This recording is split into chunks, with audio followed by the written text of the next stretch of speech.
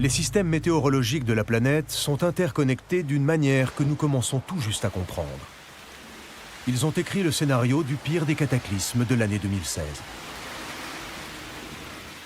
Tout a commencé avec un phénomène de mousson en Afrique de l'Ouest qui ne présageait rien d'extraordinaire.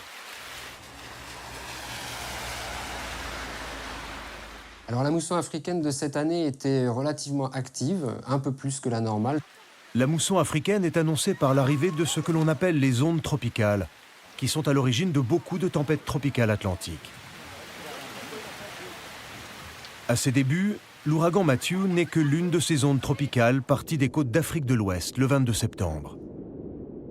Avec des conditions environnementales favorisant un développement lent et une activité orageuse croissante, l'onde tropicale s'est déplacée vers l'ouest, à travers l'océan Atlantique.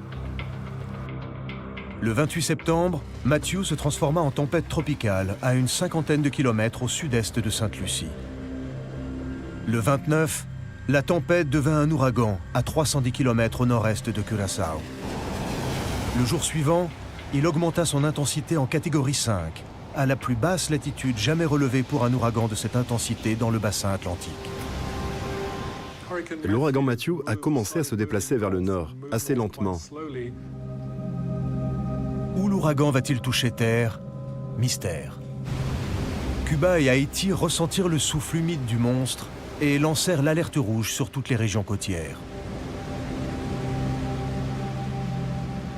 Le 4 octobre, à 7 h du matin, l'ouragan Matthew, classé en ouragan de catégorie 4, frappa Haïti avec des vents de 230 km/h.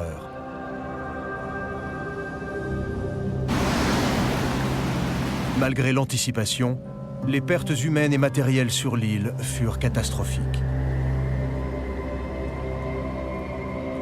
Plus d'1 millier de personnes trouvèrent la mort lors du passage de l'ouragan Matthew, et des centaines de milliers de foyers furent détruits par cette tempête. Elle laissa plus d'1 million de personnes tributaires de l'aide humanitaire et des dégâts estimés à presque 2 milliards de dollars. Après le saccage d'Haïti, Cuba. Le 4 octobre à 20 h, Matthew frappa de plein fouet Rauco avec des vents de 220 km/h.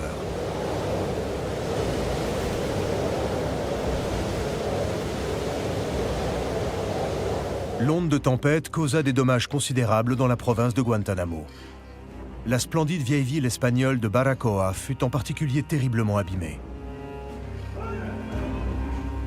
Cependant, grâce à l'efficacité de la protection civile cubaine, aucune perte ne fut à déplorer.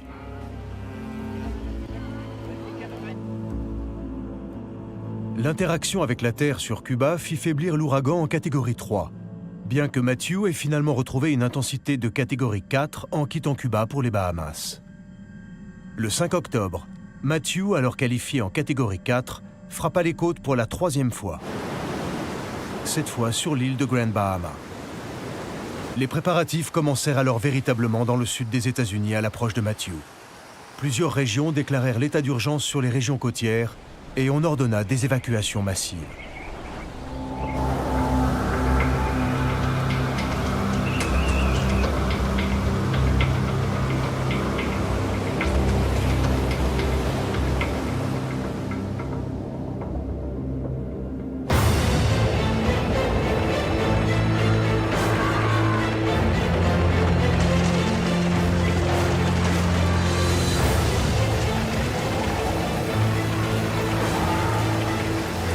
Au cours des 36 heures suivantes, la tempête longea la côte sud-est des États-Unis, s'atténuant progressivement tout en restant au large, avant de s'abattre une 4e et dernière fois sur les côtes de Caroline du Sud au matin du 8 octobre. Le cyclone avait alors la puissance d'un ouragan de catégorie 1. Les dégâts furent principalement limités aux côtes de Floride et de Géorgie. Aux États-Unis, l'ouragan causa la mort de 47 personnes. Le 9 octobre, Matthew reprit la direction du large et acheva sa transformation en cyclone extratropical. C'est comme l'odyssée d'un monstre qui prend tout aux plus pauvres et épargne les plus riches. Parce qu'il frappe les plus pauvres, comme en Haïti, ce fut un terrible désastre en termes de pertes humaines. Puis, il est parti vers le nord. Si sa trajectoire avait été d'une centaine de kilomètres plus à l'ouest, Matthew aurait provoqué d'énormes dégâts en Floride. Mais quand enfin il atterrit aux États-Unis, il s'était affaibli. Ce ne fut plus qu'une catastrophe en termes d'inondation qu'en termes de vent. Donc les États-Unis ont eu une chance inouïe avec Matthew, alors qu'Haïti manqua cruellement de chance. Avec des dégâts estimés à plus de 8 milliards de dollars, Matthew fut l'ouragan atlantique le plus coûteux depuis Sandy en 2012. Mais tous les pays ne sont pas exposés de la même manière.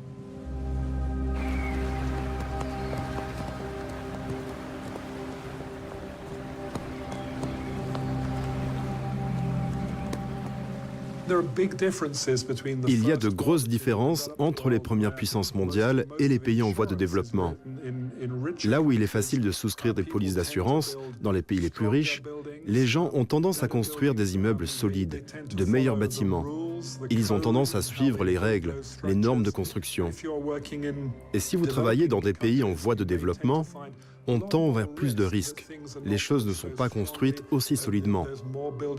Et il y a beaucoup de bâtiments dans les zones inondables, par exemple. Il existe moins de protection pour les populations. Et ce sont donc des défis très différents à relever, si vous établissez des modèles de risque pour les pays riches ou si vous réfléchissez aux risques pour les pays pauvres du tiers-monde ou en voie de développement, dans lesquels les conséquences des cataclysmes peuvent être cruciales pour la vie des gens. L'année 2016 a eu sa part de catastrophes. Incendie, séisme,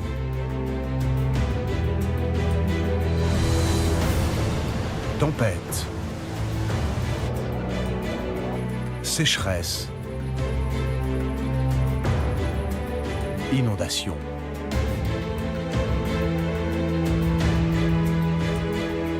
Mais peut-on savoir quel pourcentage de ces événements doit être attribué au réchauffement climatique ?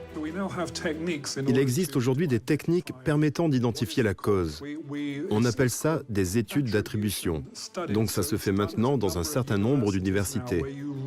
Quand vous étudiez le climat mondial depuis 1950, dans une version de la Terre où vous avez l'augmentation des gaz à effet de serre année après année, et une autre version de la Terre où il n'y a pas eu ces augmentations de gaz à effet de serre. Et donc ensuite, vous confrontez ces deux versions de la Terre afin de découvrir comment probablement une situation extrême particulière, ça peut être d'extrême sécheresse ou d'extrême précipitation, comment cela se passe probablement dans ces deux mondes. Et cela vous indique à quel point les changements climatiques et à quel point le réchauffement global favorise l'apparition de ces extrêmes.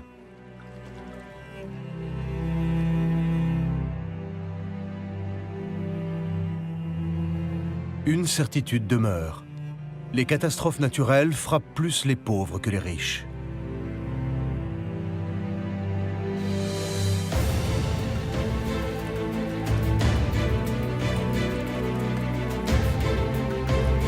Si nous pouvons au moins attribuer quelques-uns de ces cataclysmes créés par notre planète vivante au fait qu'elle se réchauffe, il reste plus urgent que jamais d'instaurer des politiques climatiques pour protéger les plus vulnérables de ce monde.